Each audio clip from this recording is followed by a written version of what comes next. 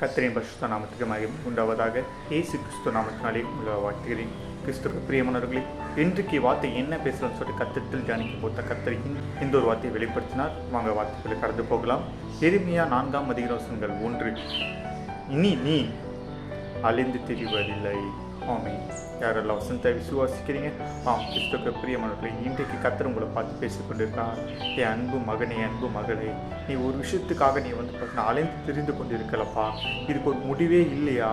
இந்த ஒரு விஷயம் எனக்கு பார்த்தீங்கன்னா சாதகமாக நடந்தது அதான்னு சொல்லிட்டு நீ கவலைப்பட்டு கொண்டு இருந்தல. இன்னைக்கு அப்பா நான் உன்னை பார்த்து பேசுகிறேன். இனி நீ அலைந்து திரிவதில்லைப்பா. நான் உனக்கு பார்த்தீங்கன்னா அந்த ஒரு காரியத்தை உனக்கு பார்த்தீங்கன்னா வாக்கியம் பண்ணுறேன். இதுக்கப்புறமும் நீ அந்த ஒரு விஷயத்துக்காக நீ இதுக்காக அலைந்து நீ பார்த்தீங்கன்னா சோர்ந்து போகாத. அப்பா நான் உன் கூட இருந்து எல்லா காரியத்தை உனக்கு பார்த்தீங்கன்னா வாக்கியம் பண்ணுறேன். இதுக்கப்புறமும் அதை குறித்து நீ ஒருபோதும் நீ கலங்காத.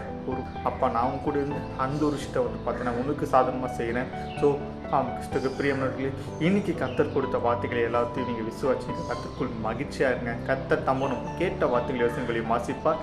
தேவ சமுதாயம். God bless you.